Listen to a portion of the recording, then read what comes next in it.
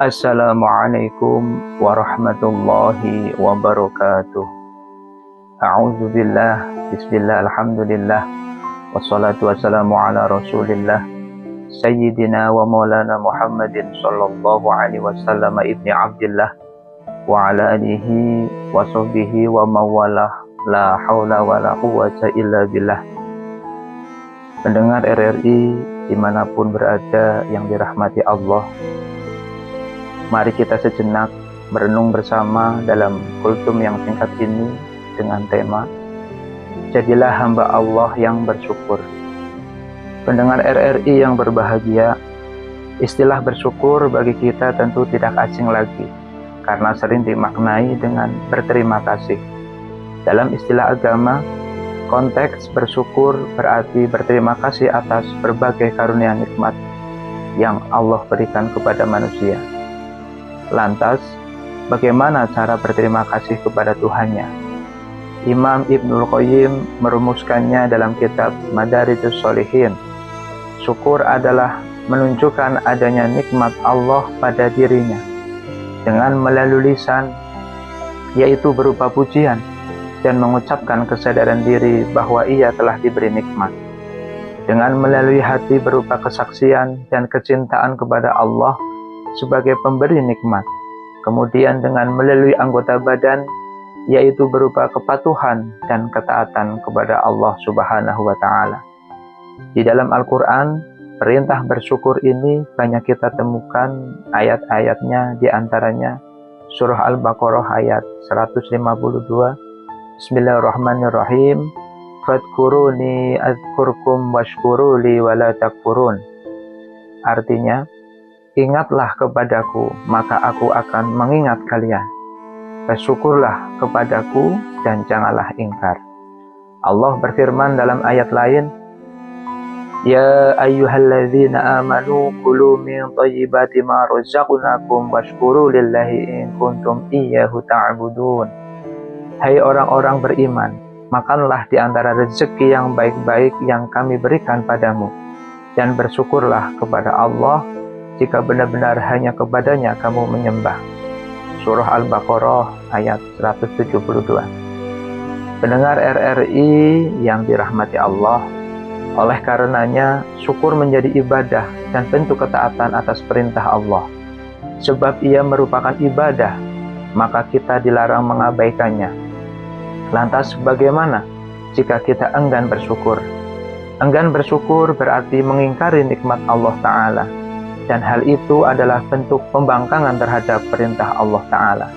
Seperti Qarun yang berkata, Qala innama utituhu ala ilmin indi. Artinya, Qarun berkata, sungguh harta dan kenikmatan yang aku miliki, itu aku dapatkan dari ilmu yang aku miliki. Surah Al-Qasas ayat 78. Qarun dengan semua pemberian Allah yang menjadikannya seorang kaya raya. Jumlah kekayaannya sangat melimpah. Orang-orang kuat pun keberatan membawa kunci-kunci gudangnya. Benar-benar membuat Qarun gelap mata. Keengganan bersyukur kepada Allah Subhanahu wa Ta'ala mulai nampak. Demikian pula kesombongan dan kemunafikannya. Qarun marah dan tidak memberikan sedikit pun dari kekayaan yang dimilikinya saat diminta untuk menunaikan zakat. Dirinya bahkan mengatakan bahwa seluruh kekayaan yang ia dapat adalah hasil kerja keras dan ilmu yang dimilikinya tanpa pertolongan Allah Subhanahu wa Ta'ala. Kisah Qarun ini juga disebutkan dalam Al-Quran surah Al-Ankabut ayat 39 yang artinya, dan juga Qarun, Fir'aun, dan Haman sungguh telah datang kepada mereka Nabi Musa alaihissalam dengan membawa keterangan-keterangan yang nyata, tetapi mereka berlaku sombong di bumi, dan mereka orang-orang yang tidak luput dari azab Allah.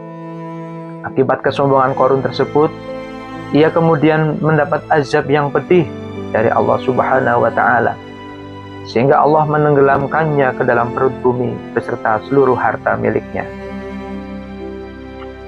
Maka kami benamkan dia bersama rumahnya ke dalam bumi, maka tidak ada baginya satu golongan pun yang akan menolongnya selain Allah, dan dia tidak termasuk orang-orang yang membela diri.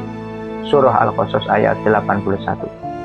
Sahabat RRI yang berbahagia, bersyukur dan berimanlah kepada Allah Subhanahu wa Ta'ala, sebab Allah Subhanahu wa Ta'ala akan membebaskan kalian dari azab jika kalian bersyukur dan beriman.